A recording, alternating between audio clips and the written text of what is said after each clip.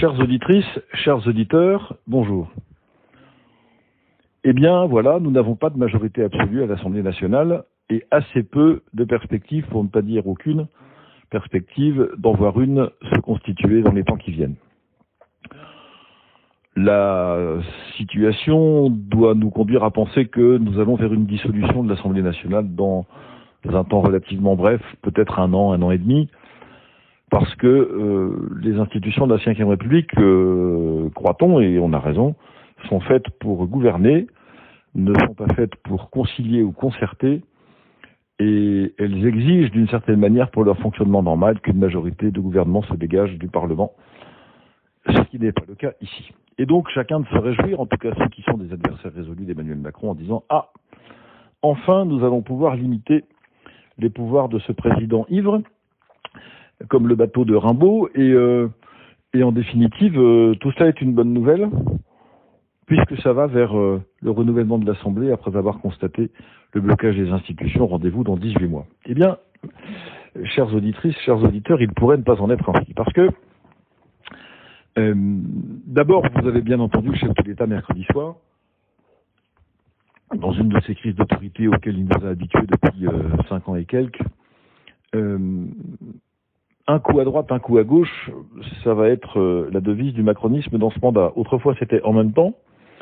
Maintenant, c'est un coup à droite, un coup à gauche. La seule différence, c'est que dans le quinquennat précédent, il donnait un coup à droite et un coup à gauche dans le même mouvement. Maintenant, il va devoir le faire de manière successive. Mais au fond, ça revient à peu près au même.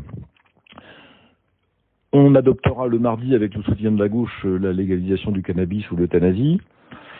Et le mercredi, avec le soutien de la droite, le renforcement et l'accroissement de la sévérité des mesures, des sanctions prononcées contre ceux qui agressent par exemple des forces de l'ordre, ou alors des mesures de libéralisation du pouvoir d'achat, de baisse des impôts, bref.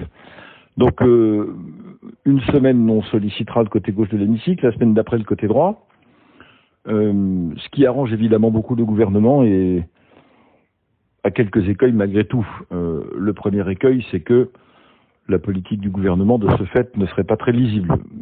C'est vrai. Mais reconnaissez avec moi que ça n'a visiblement pas constitué un vrai problème, parce que c'était déjà le cas et largement dans le quinquennat précédent.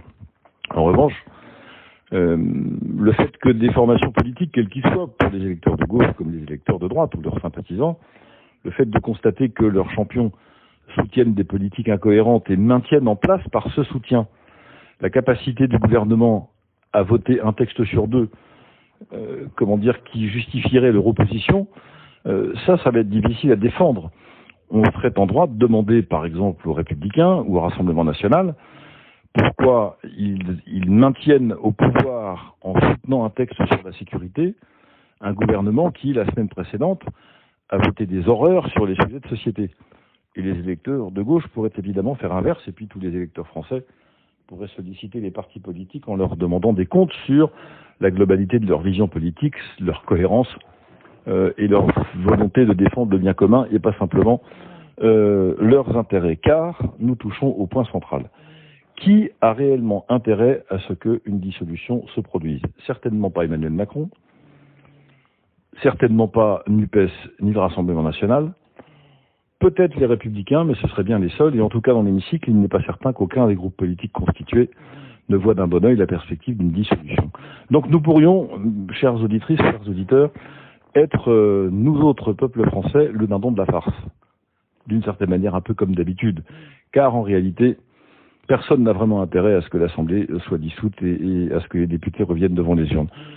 Seule une situation de blocage massif, définitif, complètement grippé, pourrait y conduire, et là, je me dis qu'après tout, en organisant le théâtre d'ombre d'une manière bien mise en scène et bien jouée, ce système qui est en principe ingouvernable pourrait durer assez longtemps à partir du moment où chacun privilégie son intérêt à celui de notre pays et de notre peuple. Reconnaissez avec moi que c'est habituel.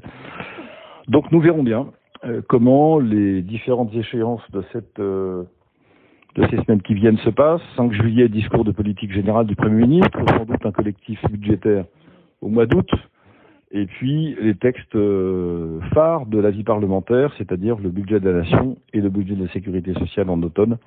Et nous verrons à Noël ce qu'il en est. En attendant, la France ne va pas mieux. Emmanuel Macron n'a rien changé ni à son style, ni à son projet, paraît-il, qui est clair. On l'a appris mercredi dernier. Il est toujours aussi arrogant, toujours aussi sûr de lui. Il n'a pris de rien. L'Ukraine et la Moldavie sont bienvenus en Europe, ce qui est une catastrophe supplémentaire. La crise avance à grands pas et les fragilités que subit notre peuple sont toujours plus importantes. Donc, dans la situation où nous sommes, le Parlement devrait se mettre au travail, choisir le bien commun plutôt que le reste. Nous verrons ce qu'il en est bientôt. Je vous remercie de votre attention et vous dis probablement à vendredi prochain.